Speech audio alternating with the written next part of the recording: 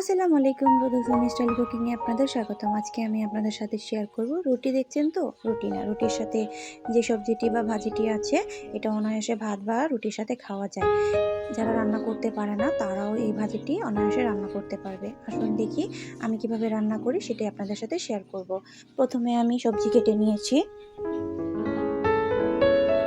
এখন আমি এগুলোকে হালকা ভাপ দিয়ে নিব। সিদ্ধ করতে হবে না, সম্পূর্ণ সিদ্ধ করা লাগবে না, শুধু ভাপ দিয়ে নিব। ভাপ দেওয়া হয়ে গেলে নেড়ে চেড়ে এখন আমি এগুলোকে ছেঁকে উঠিয়ে ফেলব।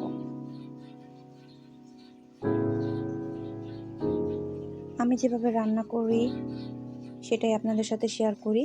এর মধ্যে যদি ভুল ত্রুটি হয়ে থাকে অবশ্যই কথার মধ্যে বা রান্নার ভিতরে যদি কোনো ভুল ত্রুটি হয়ে থাকে অবশ্যই ক্ষমার চোখে দেখবেন। তেল দিয়ে দিলাম কড়াইতে, দিয়ে দিব পেঁয়াজ আর মরিচ কেটে রাখা। এগুলোকে ভালো করে ভেজে নেব।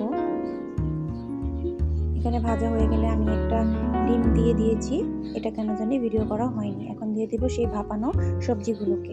এগুলোকে ভালো করে ডিমের সাথে এবং পেঁয়াজের সাথে মিশিয়ে নিতে হবে। আর এভাবে রান্না করে খেয়ে দেখবেন সবজিটা অনেক টেস্ট হয়। আমি দিয়ে দিলাম পরিমাণ মতো লবণ দিয়ে আবার নেড়ে চেড়ে দিব।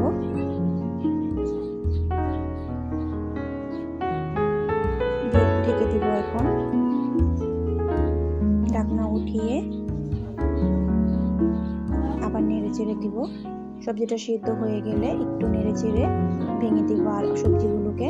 আর এভাবে রান্না করে খেয়ে দেখবেন। যদি রান্নার প্রসেসিংটি আপনাদের ভালো লাগে অবশ্যই আমার চ্যানেলে লাইক কমেন্ট সাবস্ক্রাইব করে আমার চ্যানেলের পাশে থাকবেন। লাস্টে দিয়ে দিব এখন কেটে রাখা ধনিয়া পাতা।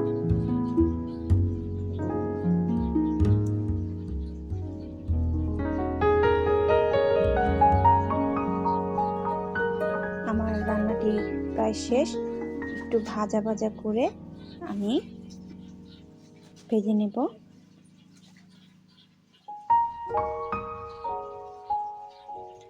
আসলে যারা রান্না করতে পারে না এই সবজিটি অনায়াসে একদম সহজভাবে আমি রান্না করে দেখিয়েছি। সবাই ভালো থাকবেন। আল্লাহ হাফেজ।